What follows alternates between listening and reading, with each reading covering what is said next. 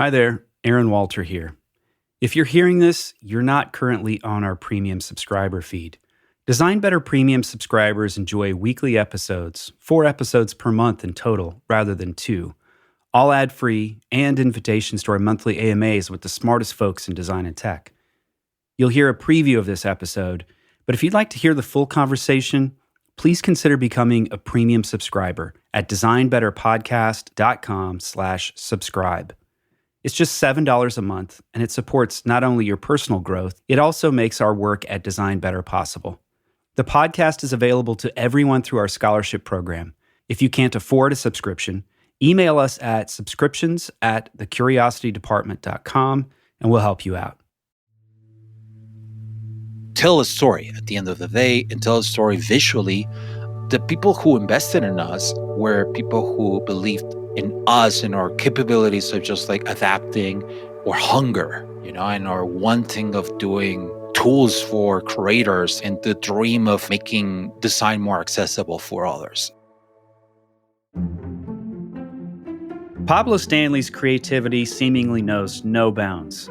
Constant doodling is a key to his creative process, and it's spawned countless projects, including webcomics like The Design Team and Stanley and Rupert, an illustration generation platform called Blush, and most recently, Bueno. It's a platform that lets people build virtual worlds.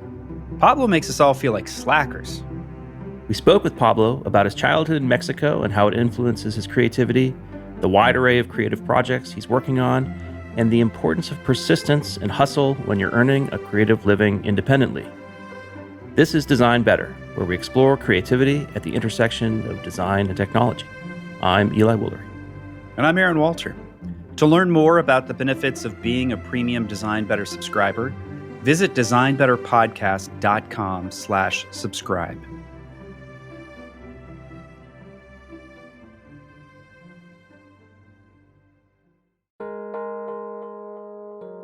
We'll return to the conversation after this quick break. Support for Design Better comes from our friends at CrashPlan. Visit crashplan.com/designbetter for 50% off your first year of CrashPlan. From my daughter's first birthday to my son's first soccer game, if you're like me, you have thousands of precious family photos that only exist in digital form. That's why I've been using CrashPlan for a decade and a half now to back up all my important files. CrashPlan works efficiently in the background while you work, encrypting and sending all your new or changed files up to their secure cloud server every 15 minutes. And they make it simple to restore some or all of your data. And with unlimited version retention, CrashPlan can also be your ultimate rewind button. Businesses of all sizes benefit from CrashPlan's multi-tenant capabilities. Buy as many user licenses as you need and easily manage them all under one account. Go to crashplan.com/designbetter for 50% off your first year of CrashPlan. That's crashplan.com/designbetter, all one word, for 50% off your first year. Back up better with CrashPlan. This show is sponsored by BetterHelp. When we spoke with Seth Godin on Design Better, he said something very interesting. Everyone's got a noise in their head.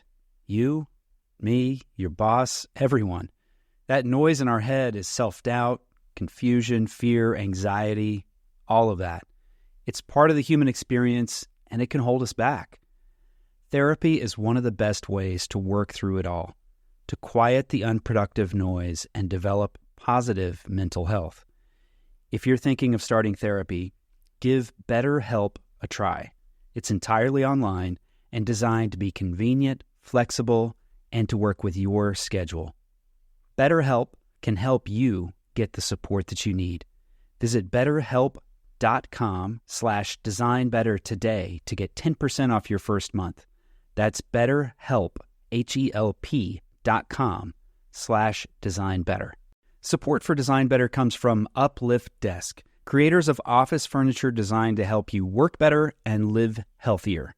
It's been estimated that the average person will spend 1/3 of their life at work. Sobering, huh? That's roughly 90,000 hours at work over your lifetime. Imagine what happens to your body if you're working with bad posture and poor circulation. It can be devastating on your health. That's why Eli and I love Uplift Desk and their ergonomic desks and chairs. Uplift Desk makes solid, well-constructed standing desks that you can customize to match your workspace. And they have a wide variety of incredibly ergonomic chairs. My personal favorite is the Human Scale Freedom Chair. I'm sitting in it right now. For professionals like us, investing in the right tools, especially our desk and chair, is essential.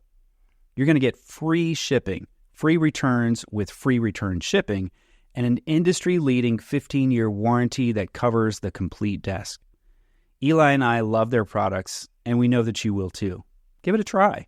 Go to upliftdesk.com and use code DesignBetter5 for 5% off your order.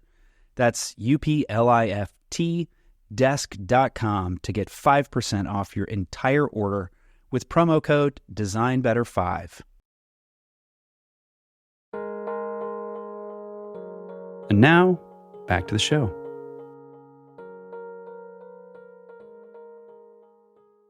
Pablo Stanley, welcome to the Design Better podcast. Hello. Thanks for having me. Pablo, you seem to have like a million things going on all the time. We are always impressed by all your projects. How many projects do you have right now, and what are you working on? Let's start there. Oh my God, man. Okay, so there's Bueno.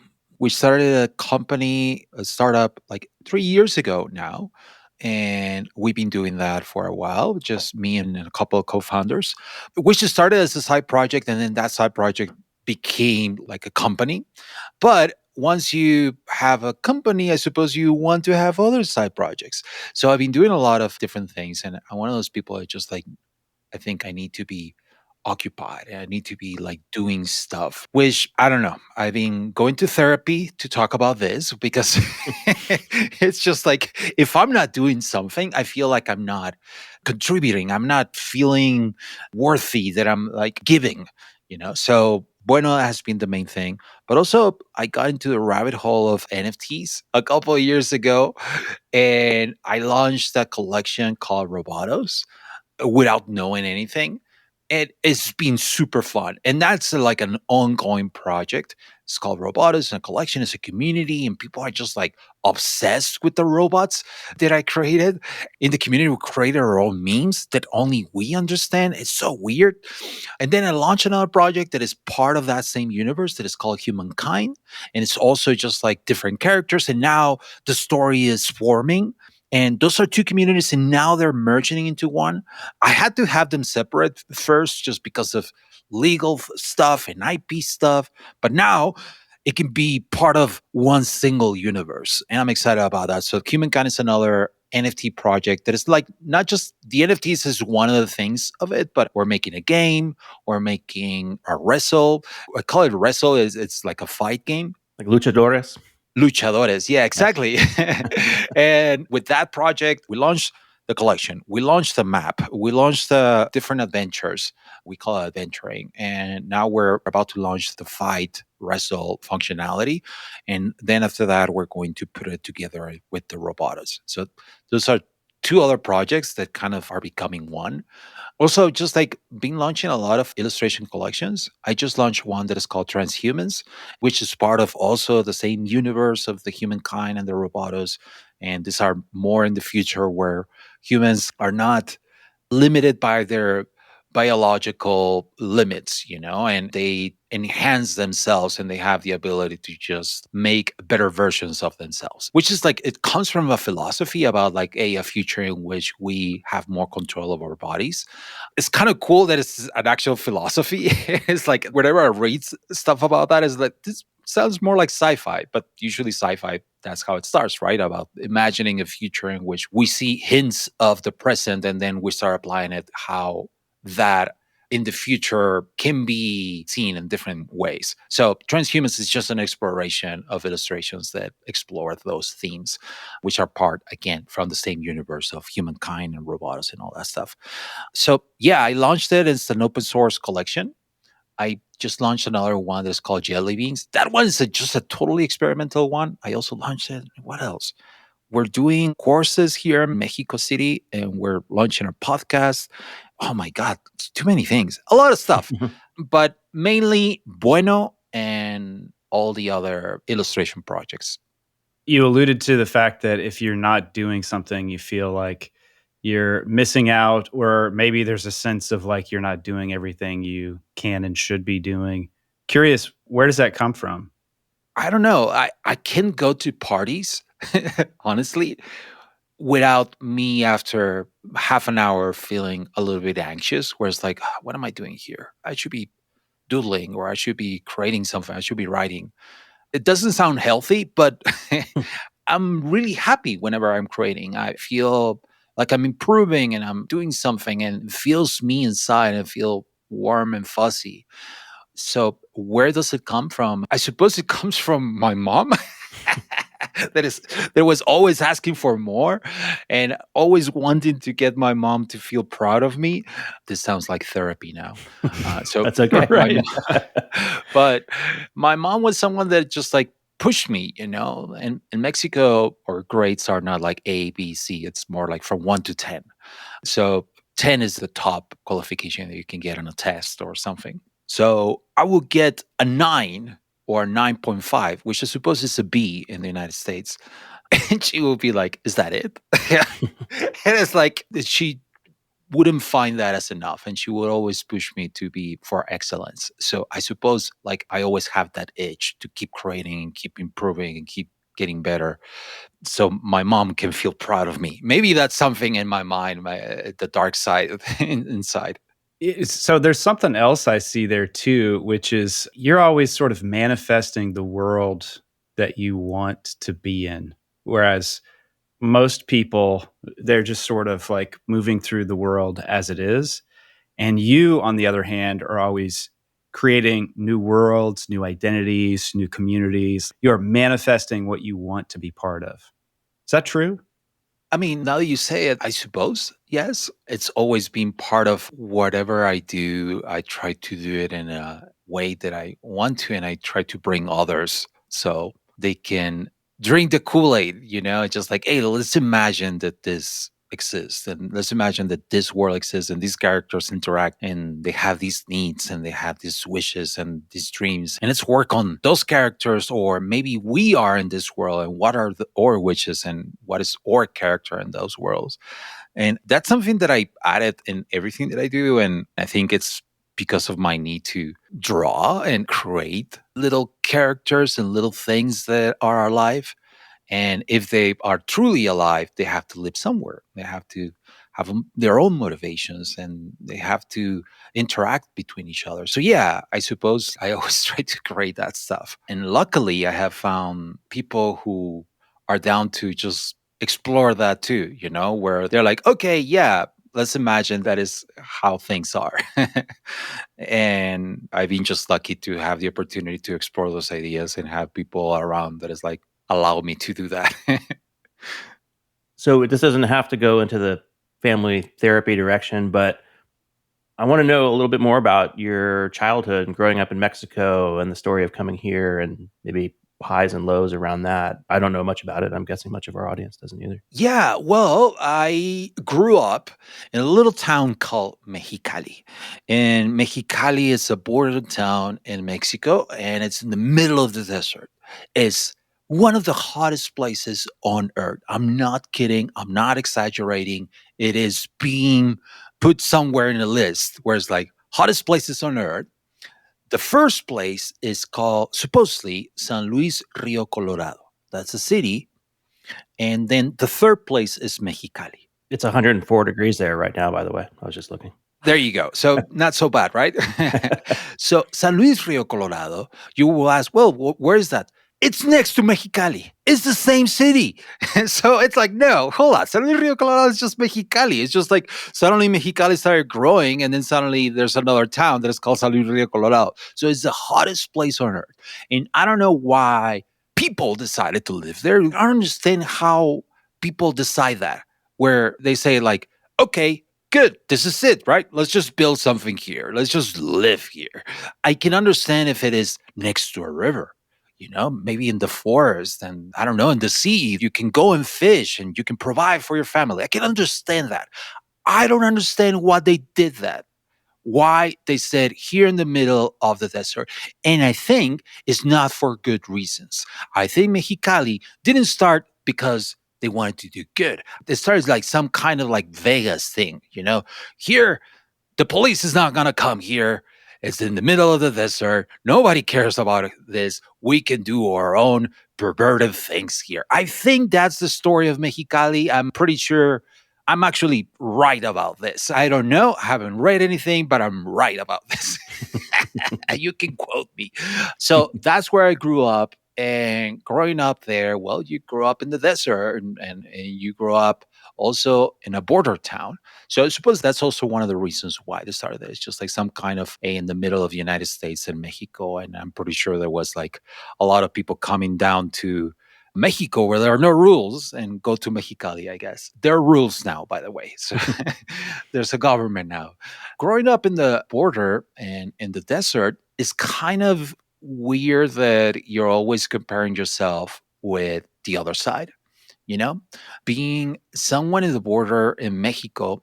For me, I started growing up where you start like realizing there's some kind of identity crisis, because you're Mexican and you want to feel proud of being Mexican, or at least like know the culture and the story of Mexico. But in that border town, you're really far away from that. You read the history of Mexico, the revolution and all the pyramids and the Mayans and the Aztecs, all of that. There's none of that there. There's some indigenous crews, but there's nothing about them on the books when you're reading. So it's really hard to feel that Mexican side of you. And then on the other side, there's also the United States. And being on the border, you're always like looking at United States as a first world and Mexico's a third world. So you're always looking at us like, oh, I want to be on that side, It's I want to be where the cool stuff is. It's weird, but when you are in the border, you grow up with this idea that to make it, you have to go to the other side, You have to cross the border. You have to go to the other side of the wall, because on the other side of the wall is the American dream. It's where the opportunities are. Here in Mexicali, there's nothing. You grow up with that idea that you have to improve yourself so you can be accepted on the other side. Because in Mexico also, that identity about being Mexican is hard to feel it, but also Mexicans from the south of Mexico or center of Mexico don't consider you, the people on the border, as Mexicans as them. So you're kind of in the middle, In the United States, you're not considered an American either. So you're like, get back to your town.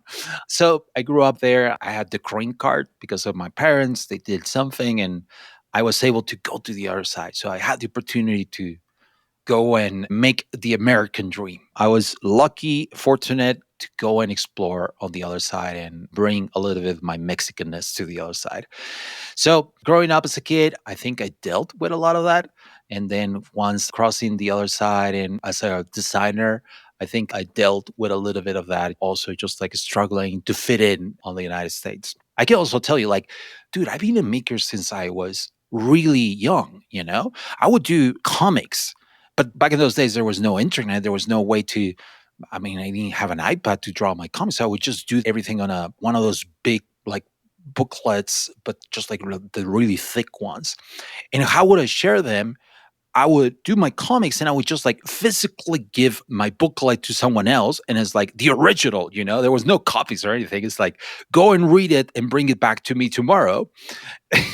And that's how I distributed my comics, with other classmates. And they would just like be expecting just like, hey, what happened to this character, to the stories? And then and I would give it to them. Or I would actually in the recess, we just like all get together and we will be reading them as a group, but I will be acting them, just like, so this guy says this, and then this happens, and everybody like, oh, but like in the recess, and sometimes they would just like take it, bring it back next day.